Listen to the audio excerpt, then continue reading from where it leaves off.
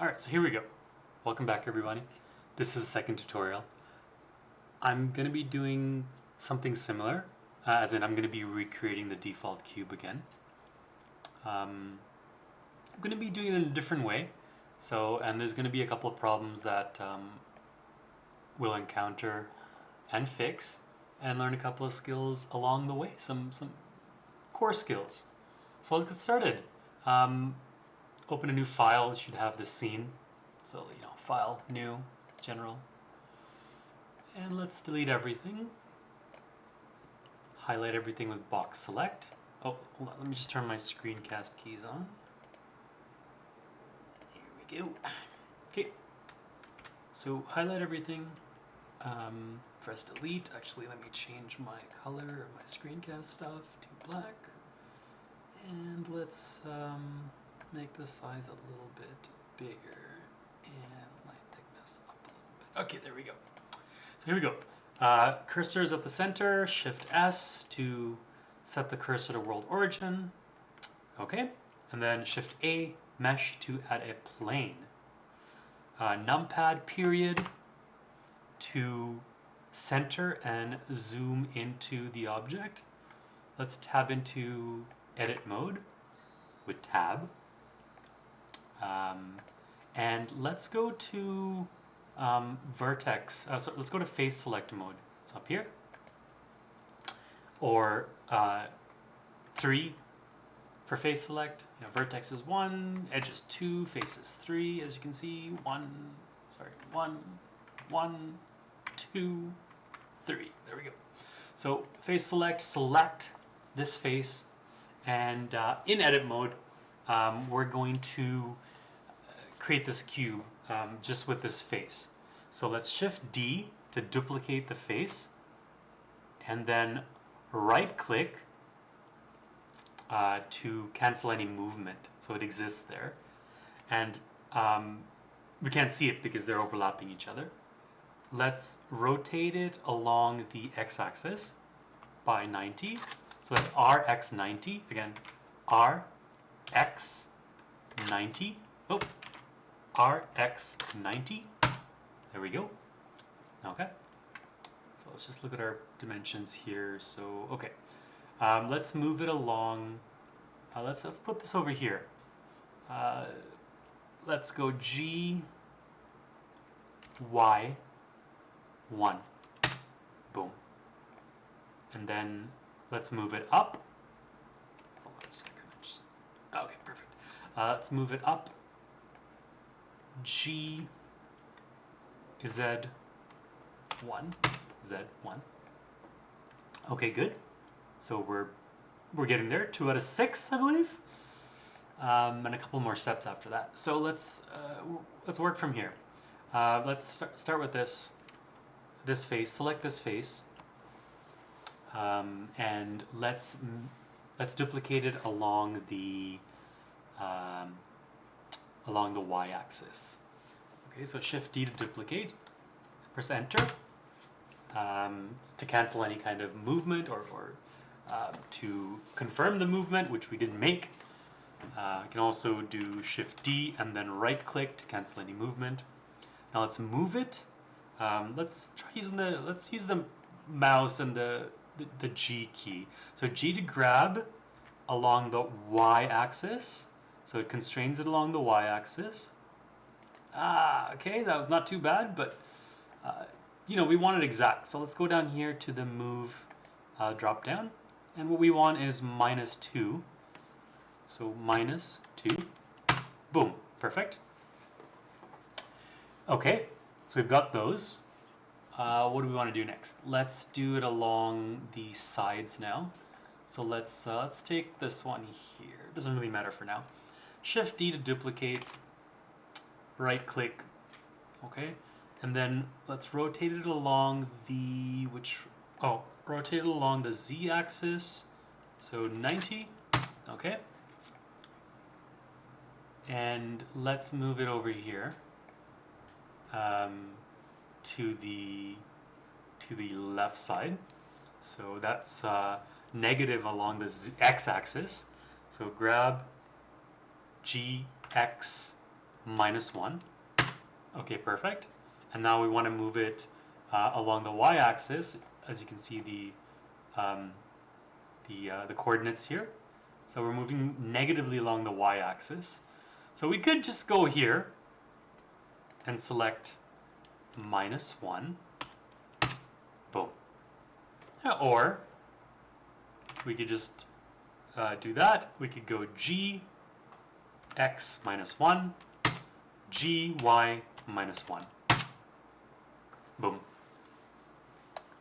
Okay, and let's mirror that. So Shift D to duplicate, right click to cancel any movement. So both of them exist, they're just in the same position in space.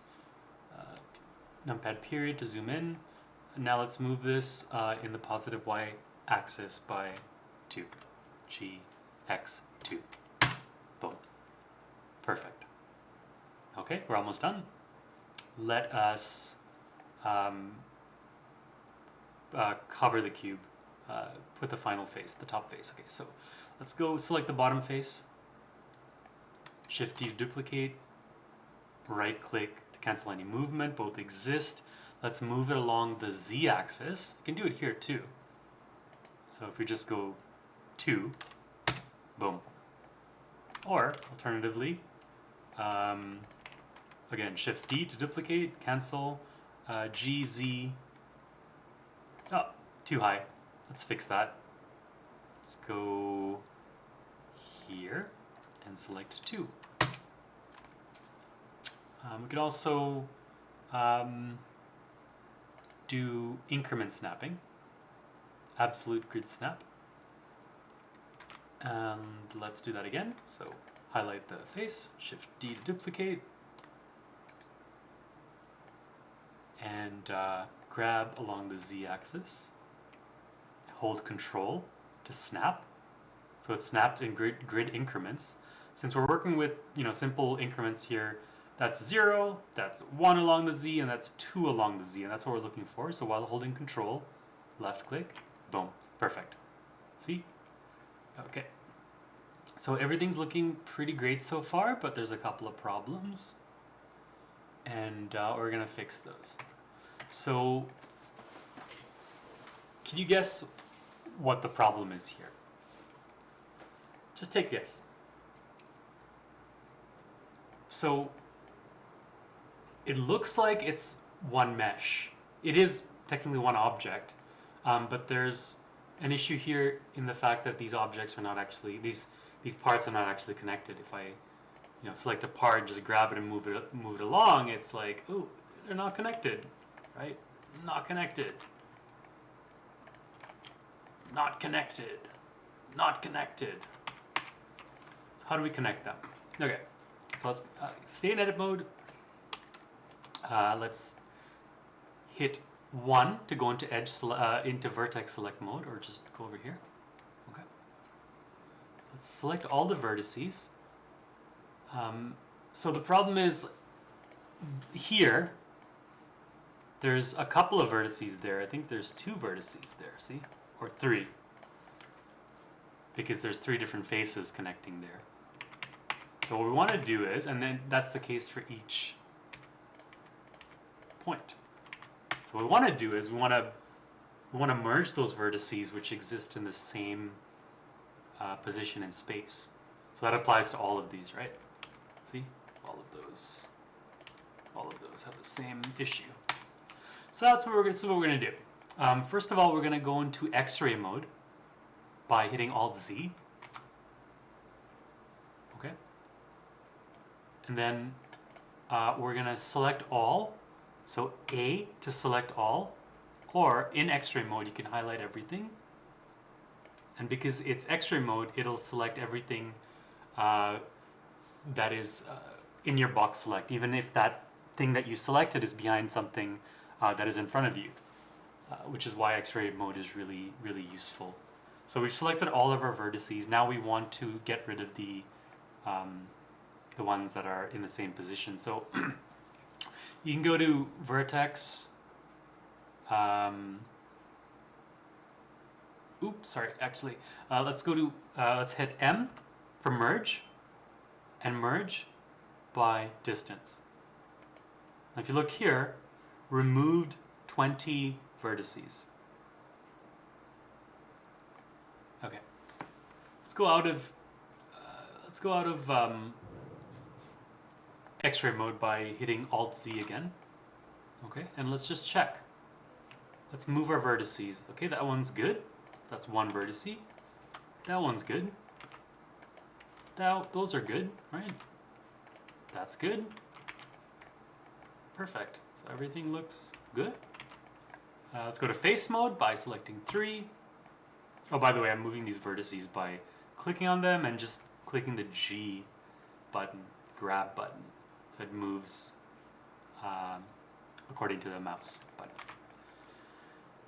And Control Z, of course, to undo what I'm doing, just so I can play around and experiment with stuff. Okay, so, and then face mode, let's just test in face mode, go to 3 for face mode, or up here. And then let's drag our faces to see if everything's connected. Everything's connected. Perfect! So it seems like we're getting there. We might have a couple of other problems though. And the problem is normals. So here, let's do it this way. Let's go into overlays mode up here, or overlays drop down, and let's go up to where it says normals here and click on display normals on face. Display face normals as lines. Okay, let's increase this, and you can see that there's some blue lines that are sticking out. And you might wonder, like, oh, why aren't they sticking out on, you know, those faces or that face or even that? And that's because their normals are inverted. So let's check that out. Alt-Z to go into X-ray mode. So as you can see, some of the normals are facing inward. See, those 3, 1, 2, 3. And some of the normals are facing outward. This one, and this one. Normals are important because let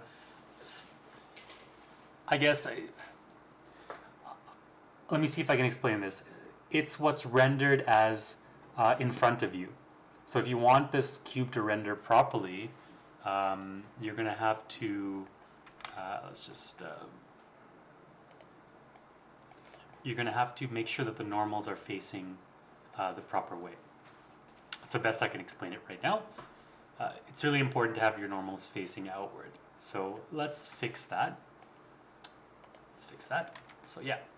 And the reason why that happened is because the way I created the cube by duplicating the planes, I actually flipped the normals by the way I manipulated the plane. So for instance, if I was to duplicate this this face here, and then rotate it, you know, just like how we were doing before, let's say rotate it along the y-axis, RY 180, you can see that the normal is now flipped. Rotate it along the x by 180, rotate it along the x by 90, you can see the normal is flipped again. So that's essentially what happened, and I'm sure that I could have done it in a way that didn't cause that problem, but I'm actually glad that it did cause this problem because it adds to the depth of this tutorial. So let's just delete that face that I have highlighted. Delete faces. And let's fix the problem with the normals here. Okay, so let's highlight all the faces. Remember, we're in X-ray mode.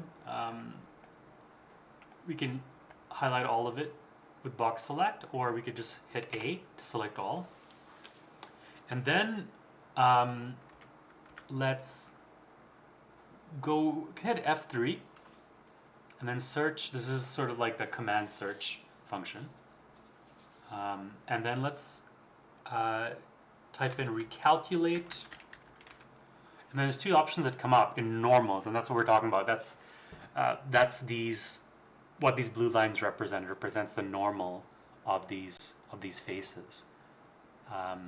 So what we want to do is, since half of our faces are pointing outside and half of our faces are pointing inside, we want all of our faces to point outside, because that's just what a regular default cube is, or that's what the faces are like. They're all facing outside.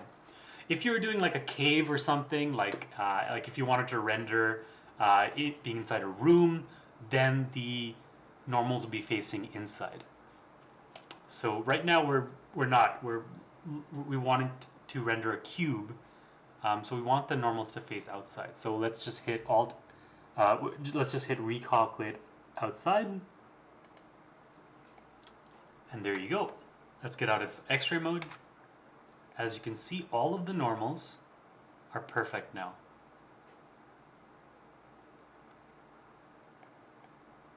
Great. And let's just finish up this cube. So let's go back into object mode. And just like the last tutorial, let's set the origin of the object to the center of the geometry. So right click on the object, set origin to geometry. There we go. Now just one last step. Let's make sure the 3D cursor is at the center of the viewport. If it isn't, let me just cause some chaos here. Shift S to put the cursor to world origin. Now you can move the cursor by holding Shift and right clicking. You can also, if you click here, it snaps to that surface. Shift right click, Shift right click. But if you want to move it to the world origin, the best way to do that is Shift S, cursor to world origin. Okay, now we want to move the object to the 3D cursor. So simple, Shift S for snap menu again, and selection to cursor. Selection is what we have selected, and it snaps it to the cursor, and there we have it, a perfect cube. Hit N to pull out this menu, or click this, and if you see, it's perfect. Location is 0, rotation is 0, and its scale is 1, and its dimensions are perfect for a default cube, 2, 2, and 2, and its normals are also perfect. So there you have it. I think this is a really great, kind of learning experience. It was for me. Normals was something that I had to get used to for quite a while, or it took me a while to get used to it. And also merging geometry, that was something I had confusion on in the beginning. And yeah, I think this is a really great way to learn about primitives and how some of the basic functionality in Blender works. So there you have it. Yeah, hopefully you enjoyed this tutorial and learned something from this. If you were a beginner, maybe even if you're intermediate, let me know how you liked it. Thanks very much.